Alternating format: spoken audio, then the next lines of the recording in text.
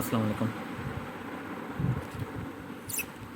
First जैसे हमने previous certain example किए हैं, अब हम थोड़े से और ज़रा सी कम्प्लेक्स बेसिक अर्थमेटिक को देख लेते हैं कि हम उसे किस तरह से जो है वो by using this particular tool solve कर सकते हैं। After that we also look that how we people can use if else statement in our program, और उसके बाद हम किस तरह से स्विच स्टेटमेंट को डिफ़ाइन कर सकते हैं, हम किस तरह से जो है जी और ऑपरेटर को यूज़ कर सकते हैं, एंड ऑपरेटर को यूज़ कर सकते हैं अपनी इफ स्टेटमेंट। तो ये सब कुछ आज के इस लेक्चर में कवर होगा। So first of all write down this answer same using names paired std int main. After that we people are interested to initialize a variable. For example हम integer type variable ले लेते हैं,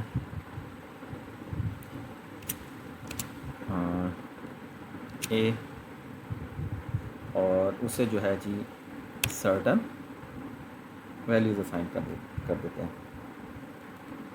for example 5 complex करने के लिए 5 multiply by 10, कुछ addition भी कर देते हैं, 30 को एडअप कर लेते हैं, कोई डिवीजन भी कर अप्लाई कर देते हैं डिवीजन। अच्छा जी 30 माइनस 40 ऐसे कर लेते हैं कुछ, सेमीकोलन। ठीक है जी। अब इधर सी आउट कर देते हैं, सी आउट एक्स सेमीकोलन। ये लिखा रहने या ना लिखा रहने कोई फर्क नहीं पड़ता। रिटर्न 0 कर दिया क्योंकि ऊपर हमने इंटीजर टाइप वेरिएबल को यूज़ किया है।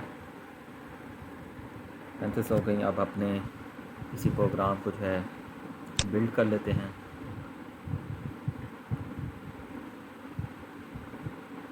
अच्छा जी ये इसको ए कर लें। ठीक है भाई, दोबारा बिल्ड कर लेते हैं, कोई एरर नहीं। अच्छा जी एग्जीक्यूट करते हैं तो रिजल्टन हमारे पास कुछ ऐसे ही हमने जो भी एक्सप्रेशन लिखी है उसे सॉल्व करने की कोशिश की। और अगर देखा जाए जो हमारा सीक्वेंस ऑफ कैलकुलेशन होता है उसके अंदर हमेशा सबसे पहले कोई ना कोई अगर चीज़ आपकी पैरेंथेसिस में लिखी होती है तो सबसे पहले वो सॉल्व होती है। आफ्टरवर्ड्स एक्सपोनेंट सॉल्व होता है, उसके बाद multiplication, then division, addition and subtraction, so on. So this one is the sequence regarding your calculation. तो इस किस्म की जब भी कैलकुलेशन हो तो मैं आपको प्रेफर करूँगा कि आप हमेशा पैरेंथेसिस को यूज़ करें, जैसे कि आप यहाँ पे करते हैं। एक पैरेंथेसिस यहाँ पे अप्लाई कर दी। अच्छा जी एक और कर लेते हैं, डिवीजन से पहले यहाँ पे कर लेते हैं, और फिर यहाँ पे भी पैरेंथेसिस को कर देते हैं। तो इस किस्म की कभी भी एक्सप्रेशन हो तो आप कोशिश करो कि उसे पैरेंथेसिस के ही ज़रिए ही इसे सॉल्व करें। ठीक है भाई, इसे बिल्ड करते हैं। देखें अब आप ये देखो कि ये आपके पास एक्चुअल बेसिकली यानी कि रिज़ल्ट आ रहा है, ठीक है ना कि वो जो पहले था। तो बेहतर है कि पैरेंथेसिस को यूज़ करें। अब थोड़ा सा और आगे चलते हैं और देखते हैं कि हम किस तरह से जो है अपनी कंडीशनल स्टेटमेंट्स को यूज़ कर सकते हैं। तो अब हम इफ एल्स की तरफ मूव करते हैं। इसको ऐसे ही लिखा रहने देते हैं, इसे यहाँ से रिमूव कर देते हैं। ठीक है जी। फॉर एग्ज़ाम्पल अब इस एग्जांपल में if we people are interested to calculate के हम ये देखना चाह रहे हैं कि हम किस तरह से जो है मल्टीपल कंडीशन लगा सकते हैं कि हमारा नंबर कब ग्रेटर है, कब इक्वल टू से ग्रेटर है। उन चीज़ों को देखने के लिए हम इधर अपना जो वेरिएबल वो डिफाइन करते हैं, a semicolon C out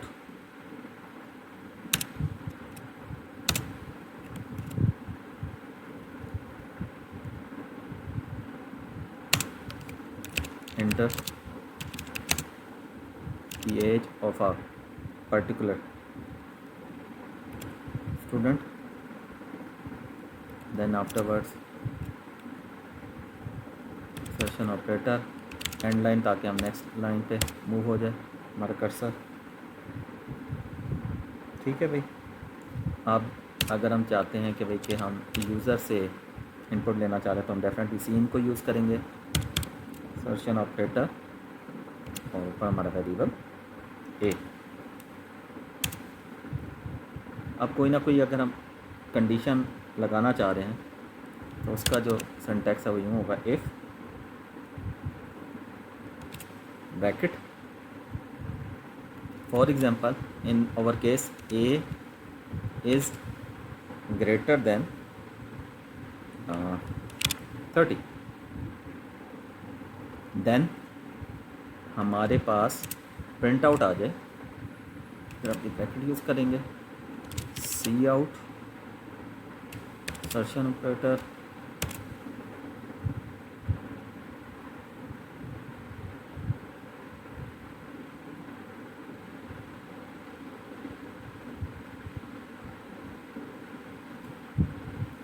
as is correct.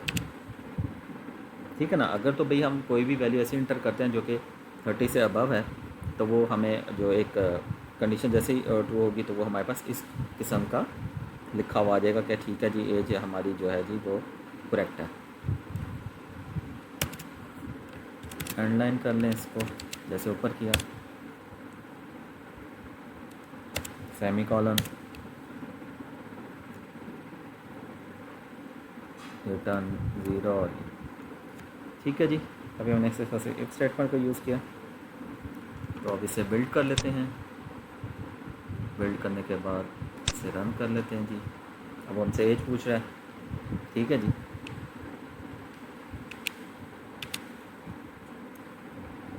अब हमारे पास क्या प्रिंट होना चाहिए, एज इज़ करेक्ट। ठीक है भाई। हमने कंडीशन का ग्रेटर देन पे लगाई हुई थी, ऐसे ही है ना। चलें इसे दोबारा रन करते हैं और इसमें जो है ना आप इस तरह से करते हैं कि 28 इंटर कर देते हैं। अब देखें हमारे पास कोई भी स्टेटमेंट हमें शो नहीं हो रही। ठीक है ना, क्योंकि वहाँ पे कंडीशन ही ग्रेटर देन की थी। इसी तरह से आप नंबर्स को भी ग्रेटर और लेसर की स्टेटमेंट के ज़रिए से ट्रू एंड फॉल्स की कंडीशन में भी लेकर जा सकते हैं। तो यहाँ पे हमने 28 किया तो हमारे पास किसी भी किस्म की स्टेटमेंट यूज़ नहीं, तो अब हमें रिक्वायर्ड है कि हम यहाँ पे कोई ना कोई एल्स स्टेटमेंट के ज़रिए लिखें ताकि जो भी मैसेज हो वो भी हमें शो हो। तो हम ऐसे कर लेते हैं। आप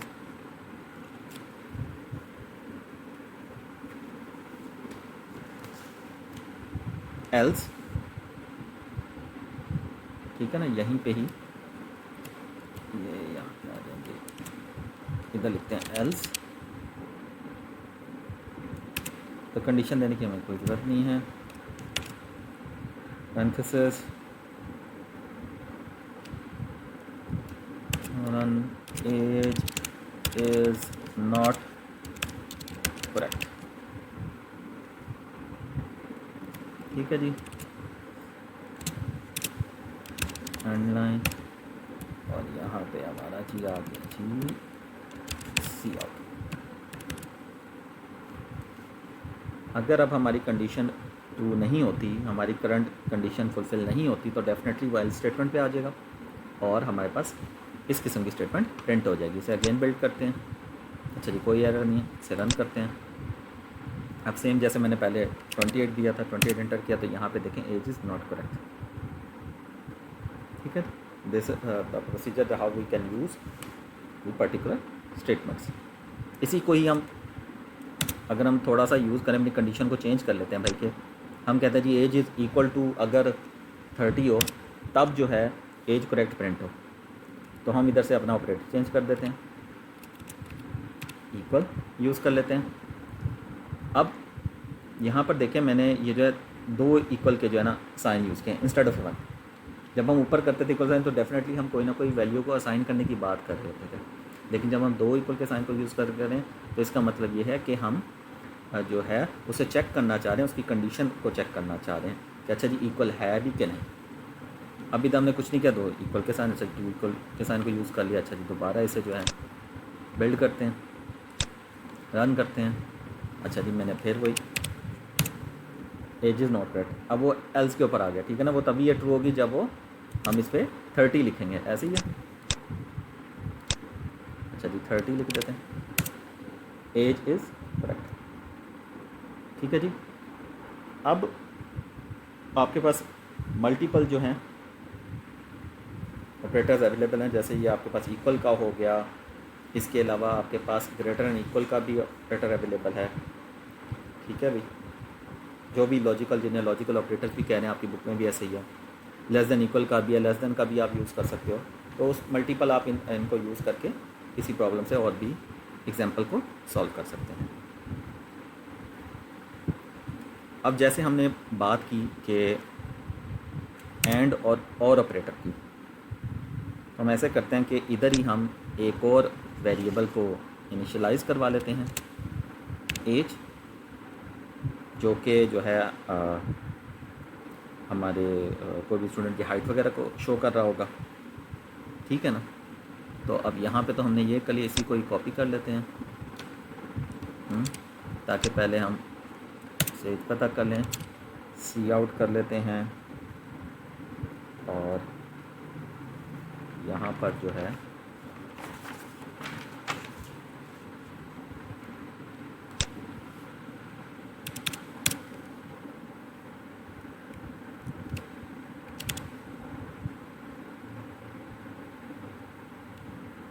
दी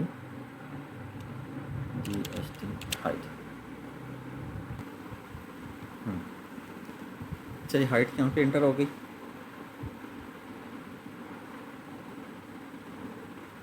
अब हम यहाँ पर जो है अपनी वेरिएबल को चेंज कर लेते हैं, कंडीशन को चेंज कर लेते हैं। इफ़ a इक्वल टू 30, ठीक है ना। यहाँ पे अब हम एंड ऑपरेटर को लेते हैं, एंड एज इक्वल टू कोई भी 80 कर लेते हैं, 80 कर लेते हैं, 80। अब यहाँ पे देखें हमने जो है ऑपरेटर जो यूज़ किया है वो एंड यूज़ किया है। इसका मतलब है कि हमारी दोनों कंडीशन जब ट्रू होंगी तो ये स्टेटमेंट रन होगी, अदरवाइज़ वो एल्स पर मूव कर जाएगा, ठीक है ना भाई। तो ऐसे करते हैं, अभी से चेक कर लेते हैं। बिल्ड किया, अच्छा जी इक्वल था, मैंने 30 लिखा। अब एक तो यानी कि मैंने लिख दिया वही सेम जो वैल्यू है एज वाली। अब हाइट जो है मैं इधर गलत दे देता हूँ, तो अब देखें वो एल्स वाली स्टेटमेंट मूव करके एज इज़ नॉट करेक्ट हमारे पास लिखा हुआ आ गया, ठीक है ना। इसे दोबारा रन करते हैं और अब हम सेम ही वैल्यू देते हैं 30 और हाइट हम कर देते हैं जी 80, एज इज़ करेक्ट। हम इधर यहाँ पे ये भी कर सकते हैं क्योंकि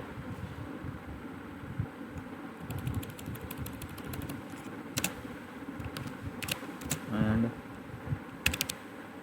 हाइट इज़ करेक्ट, इस तरह से हम यहाँ इसे कॉपी कर लेते हैं, इज़ नॉट करेक्ट। बिल्ड किया, 30 इंटर किया, हाइट 80 सेंटीमीटर कर दी इंटर, तो जी age and height is correct, ठीक है जी। अब हमें ये एंड ऑपरेटर यूज़ कर लिया, अब हम इसकी जगह जो है हम और ऑपरेटर यूज़ करके देखते हैं। और ऑपरेटर इनमें दोनों में से कोई भी एक कंडीशन ट्रू हो तो हमारी स्टेटमेंट रन हो जाएगी, ऐसी ना भाई।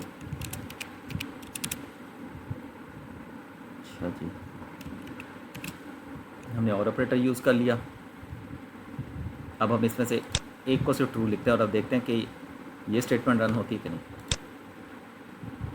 हमने सिर्फ 30 किया और हाइट को हम गलत लिख देते हैं, एज एन आर्टिस्ट कट, तो बिल्कुल सही है कि और स्टेटमेंट यानी कि एक अगर ट्रू हो जाती है तो आगे आपकी फर्दर स्टेटमेंट ऑटोमेटिकली रन हो जाती है। चलें, ये तो सब कुछ हो गया कि हम किस तरह से जो है इफ एल्स स्टेटमेंट को अपने कोड में यूज़ कर सकते हैं, और इससे भी फर्दर आप एग्जांपल और भी इससे रेलेवेंट एग्जांपल जो अपने बुक वगैरह से या एग्जांपल से कर सकते हैं और प्रैक्टिस कर सकते हैं अपने कोड ब्लॉक पे।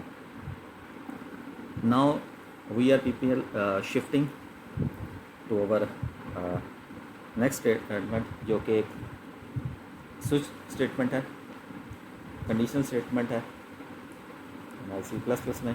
तो उसका सिंटैक्स को देखते हैं और उसे हम किस तरह से अपने प्रोग्रामिंग में यूज़ कर सकते हैं। इस ऊपर वाली इनको वैसे ही रहने देते हैं। अब यहाँ पे कुछ चेंजेस कर लेते हैं। For example we people interested कि भाई के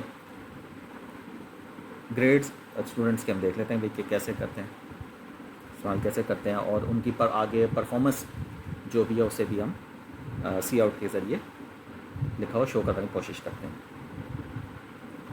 तो यहाँ पर हम आ जाते हैं, ये तो इंटीजर हो गया, तो सबसे पहले तो हम इसको चेंज करते हैं, कैरेक्टर ए ही रहने दिया, एक ही कैरेक्टर शो कर लिया, सेमी कॉलन,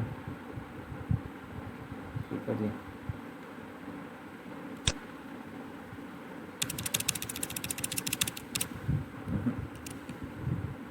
इंटर दी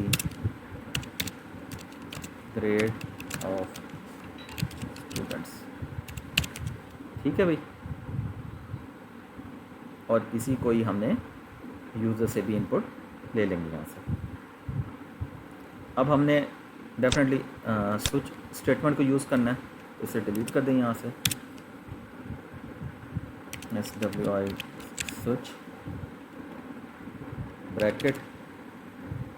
अच्छा जी, अब जो हमारा करैक्टर है वो ए है यहाँ पर। अब हम इसमें जो सिंटैक्स यूज़ करेंगे वो इसमें हम डिफरेंट केसेस को यूज़ करते हैं।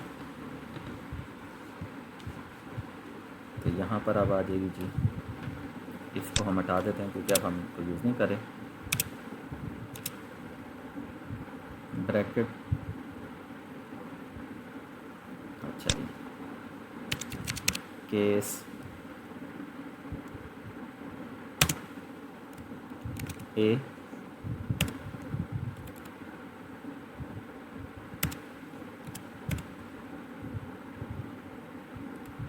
तो, और यहाँ पे हम कॉलन को यूज़ करेंगे। तो जी सी आउट कर दें,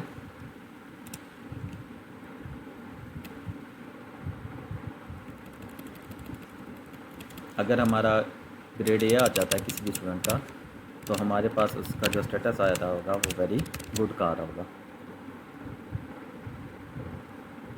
तो नीचे अगर आप चाहते हैं कि ये दूसरे केसेस के ऊपर मूव ना करे, दूसरी स्टेटमेंट करनी है, स्टेटमेंट मूव ना करे, तो यहाँ पे जो कि हमारे पास ऑप्शनल स्टेटमेंट होती है, ब्रेक को यूज़ करें, सेमी कॉलन, ठीक है जी। इसी तरह से मैं अब इसको फर्दर जो है कॉपी कर लेता हूँ,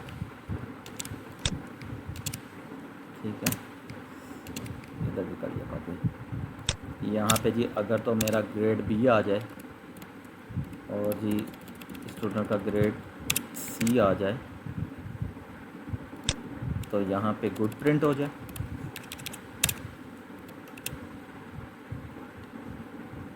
और अगर सी आ जाए तो सेटिस्फैक्ट्री लिखा हुआ आ जाए।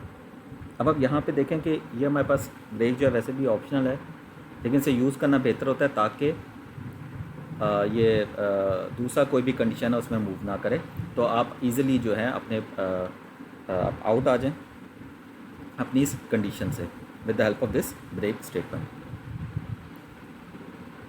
चलिए इसको डिलीट कर देते हैं, ठीक है।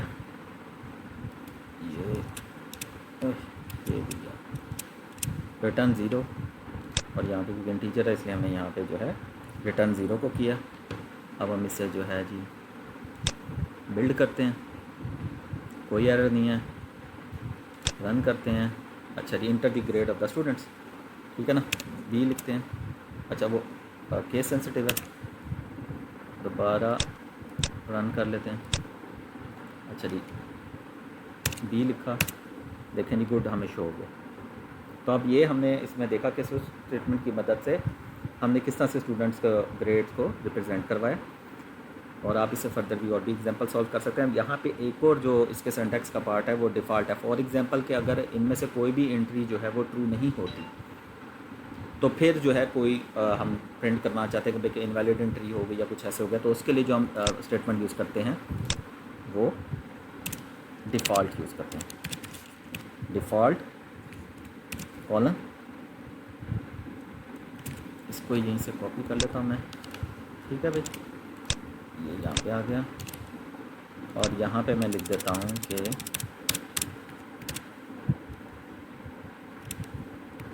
इनवैलिड, ठीक है भाई, हेडलाइन कर दिया, उसे सेव कर दिया, और नीचे जो है ब्रेक,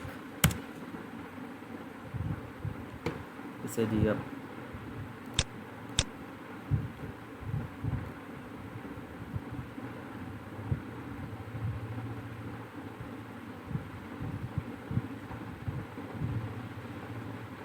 ठीक है।